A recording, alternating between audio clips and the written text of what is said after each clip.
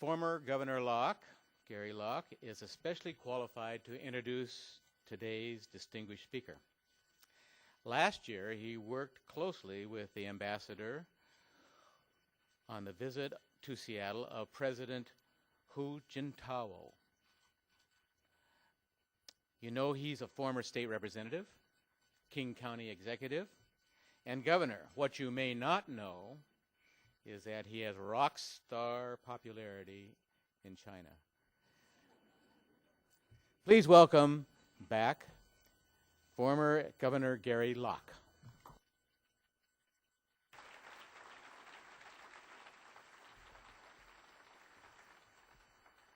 Well, thank you very much, John, for the introduction. It's really a pleasure to be back here with Seattle Rotary. I just want to make one comment about Broadway Bound. My daughter participates in Broadway Bound, and it's an incredible organization showcasing a lot of kids of all ages, starting around age 4 or 5, in Broadway musicals, kids who have never acted before and kids who just love to sing. And so it's a great way to support the expansion of Broadway Bound to all parts of the city, and especially with this production of Dreamgirls. This seems to be the highlight or the juxtaposition of China and Seattle. Just yesterday, our law firm Davis Wright Tremaine, along with many financial organizations, sponsored a international seminar with visitors from China, Washington, D.C., New York, Los Angeles, focusing on the reforms of the financial markets and the banking system within China. And we had an incredible speaker, the chairman of the China Banking Regulatory Commission, Chairman Lu Mingkong. And now we have the great honor of hearing the ambassador from China to the United States. And so this is really showcasing Seattle and the state of Washington as the gateway of the Pacific, the place where dialogue and exchange and friendship is increased and cemented between the two great nations of the United States and China.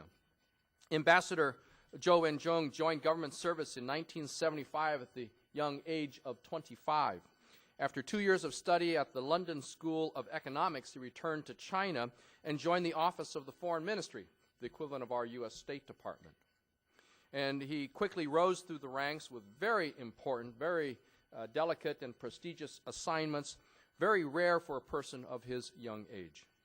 At the age of 33, he was assigned to the Chinese Embassy in Washington, D.C., where he spent the next 5 years. This was during the period of time when Premier Deng Xiaoping initiated the opening up of China and created all those policies between the United States and China.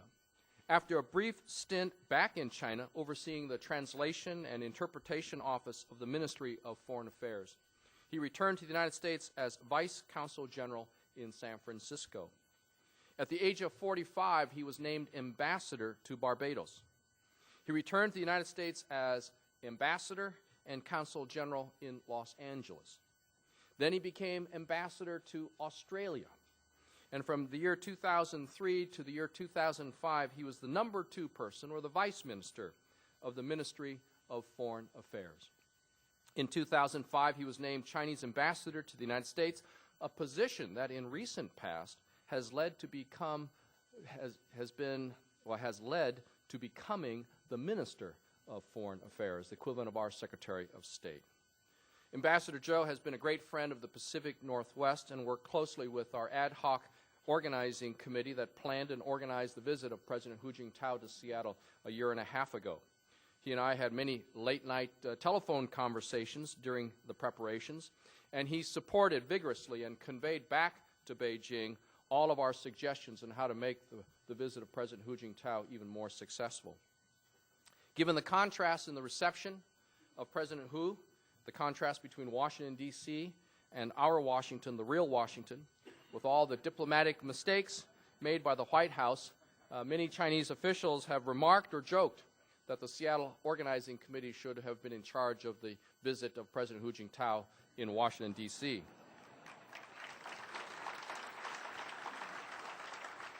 President Zhou has been visiting the Pacific Northwest for several days, starting in Portland, Oregon. He's a great friend and supporter of the businesses, nonprofit institutions, and most importantly, the people of the Pacific Northwest and the state of Washington. People and institutions who understand and appreciate the long and close ties between our two great nations, as well as the importance of even closer relationships and partnerships on economic, political, environmental, educational, and cultural issues. Let's give a great Seattle, the real Washington welcome to Ambassador Zhou Wenzhong.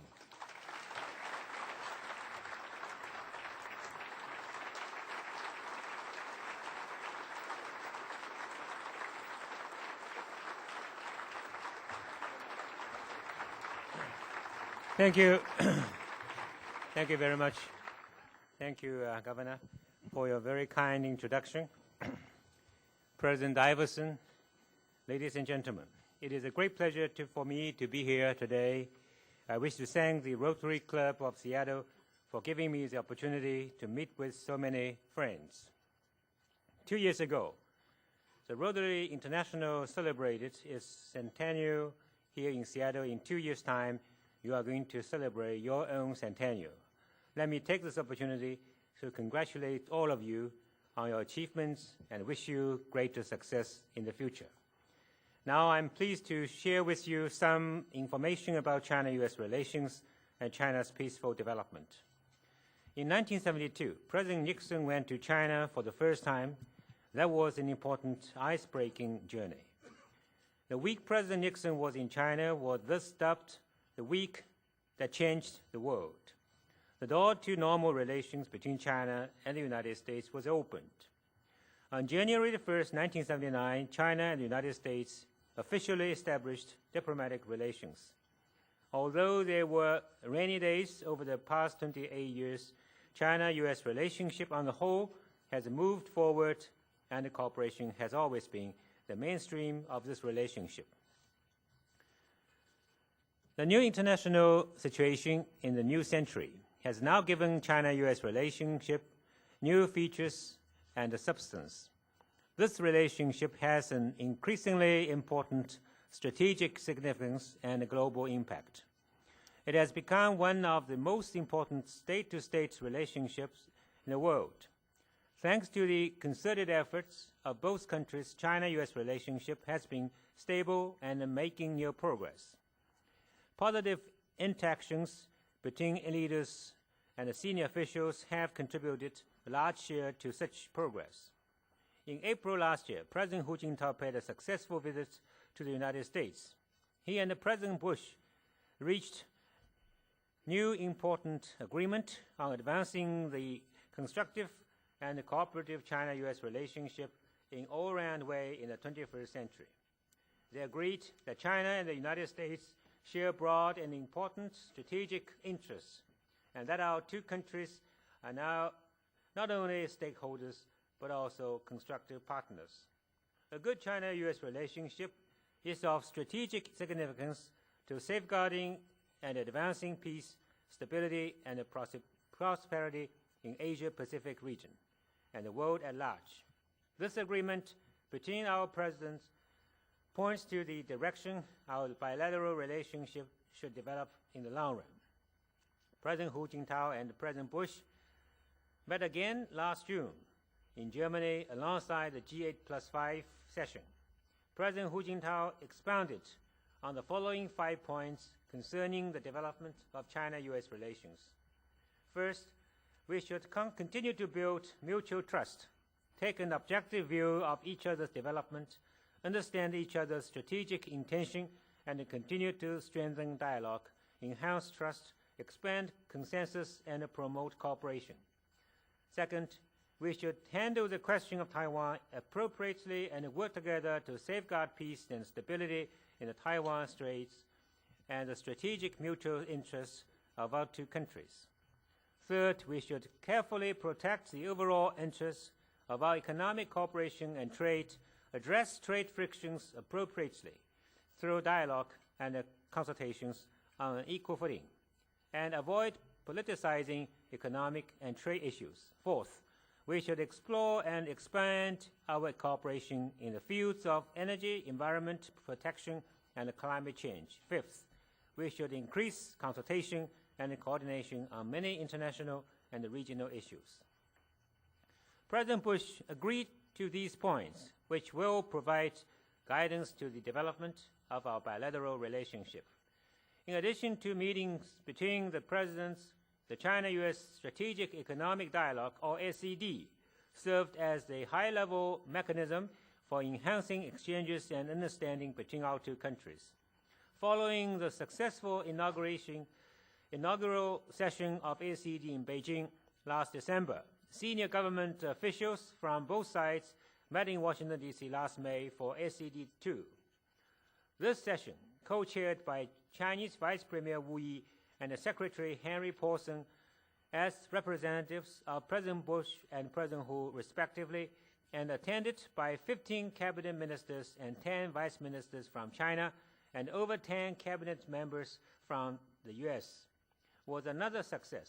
The two sides had in-depth discussions on such subjects as service sector, energy and environment, balanced economic growth, and innovation. The discussions had led to agreements on principles and a host of specific outcomes. Secretary Paulson visited China again in late July and early August, where he met with President Hu and held talks with Vice Premier Wu Yi.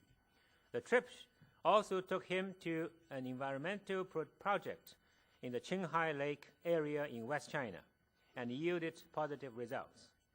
Economic cooperation and trade is an important foundation of China-U.S. relationship. The total trade between our two countries reached a record high of over $262 billion, which is 109 times the trade total 28 years ago. Right before SED2, massive Chinese trade and investment promotion delegations toured 24 U.S. states, including Oregon, where they engaged in a series of trade and investment promotion activities and signed 138 purchasing and investment contracts or agreements valued at $32.6 billion.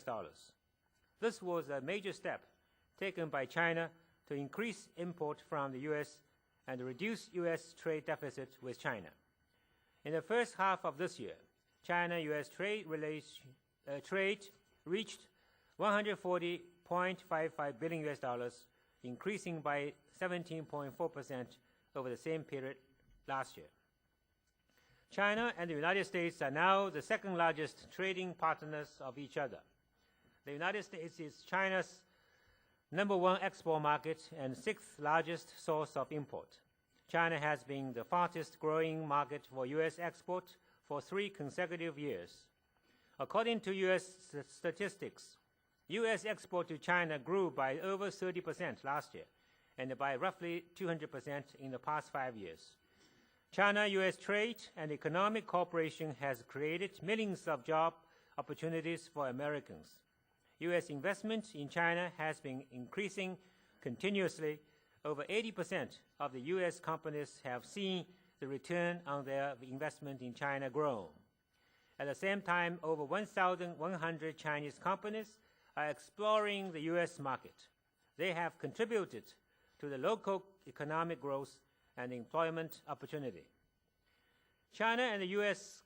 cooperate closely in many other areas where they have important common interests. Our two countries have established mid- and long-term counter-terrorism exchange and cooperation mechanisms to safeguard our shared interests in counter-terrorism and non-proliferation. We are cooperating ever more closely on energy issues, environmental protection, climate change, public health, and disaster relief and mitigation. We also have fruitful cooperation in the fields of military, education, science and technology, culture, and law enforcement. China and the U.S. have shared or similar interests, and maintained effective consultation and coordination on many other issues affecting international or regional peace and stability, such as the nuclear issue of the Korean Peninsula, Iran nuclear issue, and the Darfur issue of Sudan. Ladies and gentlemen, China-U.S. relationship is also faced with some complicated factors that should not be overlooked. There is increasing trade protectionist sentiments and a tendency to politicizing trade-related issues here in the United States. The U.S. Department of Commerce has introduced a new regulation on China-related export control. The U.S. Congress has introduced over 30 bills concerning currency, IPR, and trade imbalance to increase the pressure on China. Despite the various problems that have inevitably emerged amidst the rapid development of China-U.S. trade and economic cooperation, one should recognize that cooperation is the mainstream between China and the United States, and that both countries have benefited from their trade and economic ties by pooling their respective strengths. Therefore, both countries should stick to the principles of development, equality, and mutual benefit, and give full play to a number of trade-related mechanisms, such as ACD, which I mentioned a moment ago, the JCCT, or Joint Commission on Commerce and Trade, the Joint Economic Commission, and the Joint Commission on Science and Technology. We must address trade frictions appropriately through dialogue and consultation, work harder to expand mutually beneficial trade, oppose trade protectionism of whatever manifestation, and avoid politicizing trade or product safety issue.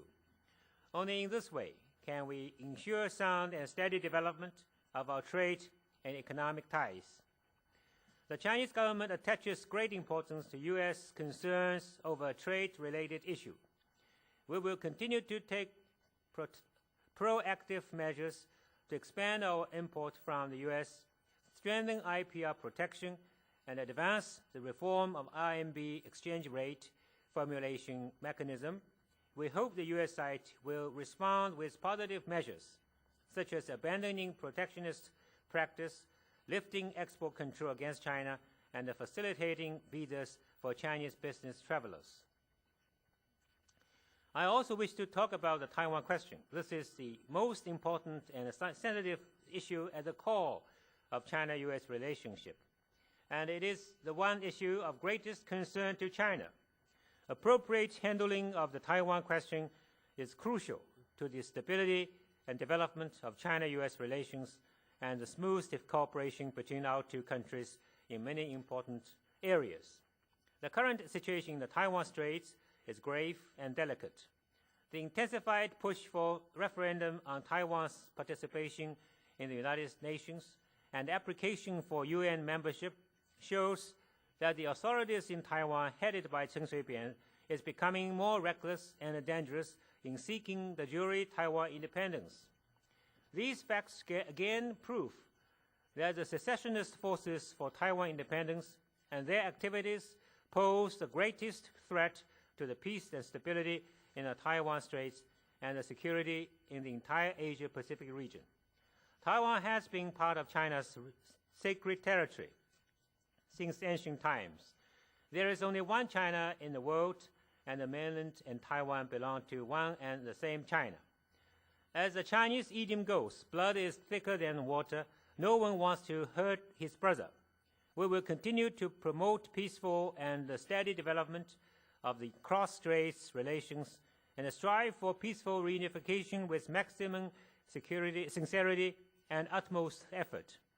But we cannot tolerate Taiwan independence, and will never allow the secessionists to take Taiwan away in whatever name or through whatever means.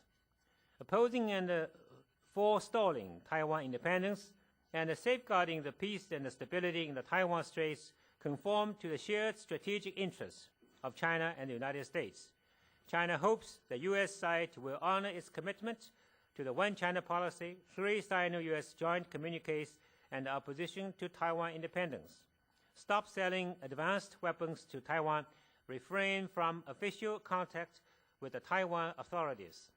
Send no wrong signals to the secessionists, and join China in unequivocally opposing and forestalling all forms of secessionist activities of the Taiwan authorities, and safeguarding the peace and the stability in the Taiwan Straits and the overall interests of U.S.-China cooperation. I wish to reiterate that the Chinese government attaches great importance to China-U.S. relationship and commits itself to developing long-term friendly cooperation with the United States. As long as both China and the United States always approach and handle the bilateral relationship from a strategic height and long-term perspective, and implement the important agreement between our presidents, and as long as we work together to further strengthen high-level exchanges and strategic dialogue, enhance mutual trust, increase the convergence of our interests, and the mutually beneficial cooperation between us, respect and accommodate each other's concerns, and appropriately handle our differences and the sensitive issues, we will surely be able to further advance our constructive and cooperative relationship and build a better future for the people of our 2 countries and the rest of the world. Ladies and gentlemen, over the past 28 years, the progress in China-U.S. relationship was synchronized with China's reform and opening up process. China's growth provides endless driving force to the improvement and development of China-U.S. relationship. After reform and opening up began in late 1970s, China successfully embarked on the road to peaceful development and made remarkable economic progress. Peaceful development is an inevitable choice for China as it suits our national condition, follows our historical and cultural tradition, and goes along with the international trend. It is determined by the nature of the Chinese nation. The Chinese nation has always believed in kindness towards the neighbors and harmony without uniformity. Having suffered from numerous foreign invasions for over a century since the Opium War of 1840, and with the absence of any economic or social progress during that period, the Chinese people have a keen understanding and appreciation of the meaning of peace. China will resolutely stick to the road of peaceful development. The essence of this strategy is to strive for a peaceful international environment for China's domestic development, and in turn promote world peace and progress with its development. We will mainly rely on our own efforts to reform, renovate, and expand domestic demand. At the same time, we will continue to open to the world, strengthen international cooperation, and strive for mutual benefit and win-win relations. However, we are fully aware that China remains a developing country with a large population and a weak economic foundation. Development lacks balance and faces with quite a few acute contradictions and problems. Last year, China's per capita GDP was only $2,150, trailing behind the 100th place in the world. The most urgent and realistic task for China is to concentrate on economic growth and create a better life for the people. To achieve modernization and universal affluence, China still needs to work hard for many years. China's development goal for the year 2020 is to increase its GDP to $4 trillion and per capita GDP to roughly $3,000. To achieve this goal, China will follow a new development theory, namely the scientific thinking on development. This theory focuses first and foremost on development centered on human needs and interests, requires comprehensiveness, balance, and sustainability, and relies on holistic approach as a fundamental methodology.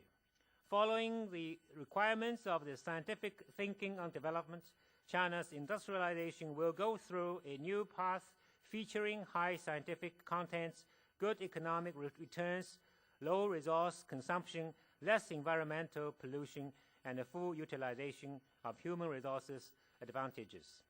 And in this process, China aims to advance various undertakings and build a harmonious society. At the present, China's economy has entered a new growth cycle. Industrialization, urbanization, and modernization are picking up speed. The market is quickly expanding, and the potential for development is huge. Consumption structure in China continues to upgrade, creating an enormous market demand. Vast market potential not only serves as a sustained driving force for China's economic growth, but also offers most sought-after business opportunities. China is set to push its total trade volume to over 2.1 trillion this year. By 2010, China will be able to absorb over 1.2 trillion worth of imports. Right now, Beijing is going all out to prepare for the Olympic Games in 2008, and Shanghai will host the World Expo in 2010. All these will provide greater opportunities for mutually beneficial cooperation between China and the world, including the United States, further power the world economic growth and promote common prosperity. Ladies and gentlemen, Washington was one of the first U.S. states to trade with China and has always been a leader in China-U.S. trade. Seattle has been America's gateway to the Orient.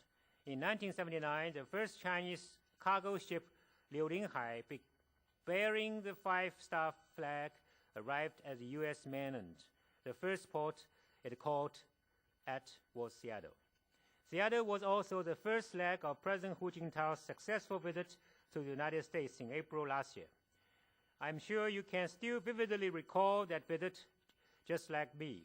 This important visit pushed China's close relationship with Washington State and Seattle to a new high. And at this point, I wish to thank citizens in Seattle and also the state of Seattle and also the organizing committee for all the hospitality extended to the President and his delegation. Today, China and Washington State and Seattle are inseparable partners.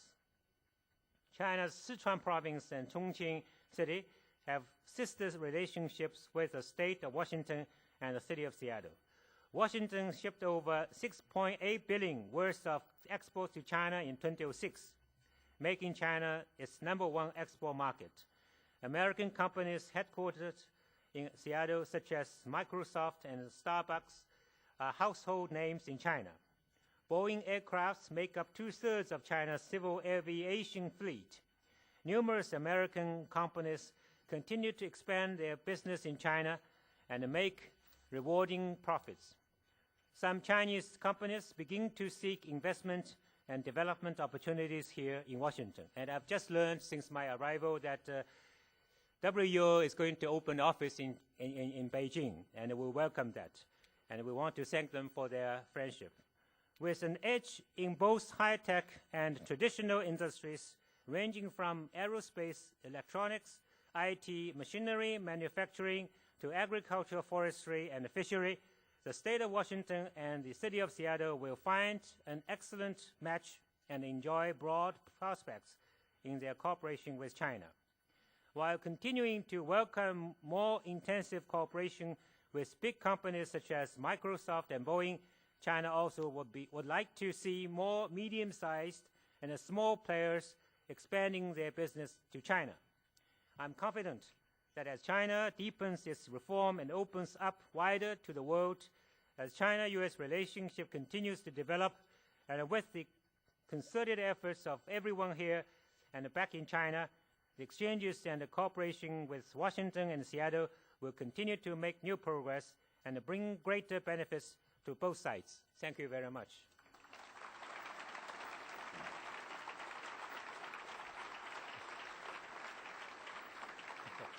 Thank you. I need 3 minutes. Stay right here for a minute, will you? Okay, sure.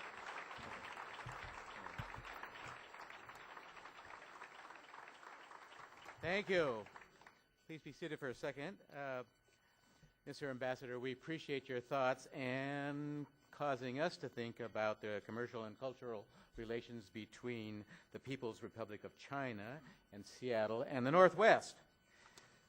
We're so close to the Pacific, we're awakening to the new variety of relationships. We have for you a memento, and I'm taking 1 minute because I wanted to present it to you as something for you to remember your trip to Seattle. Here is our club banner. Jeff said, now don't, this is just a memento coming to Seattle. Here's a club banner, but we've attached a Rotary pin to it so that you will know that you came for a Rotary meeting. And we have Mount Rainier in the background, and we have the Seattle skyline there, so that will help you remember all of that. And I have signed it and said thank you very much on behalf of everybody who's been here today. Thank you very much for coming and speaking to us. Thank you very much. Thank you all for coming. Thank you for our Chinese visitors. And we will see you in a week. Bye now.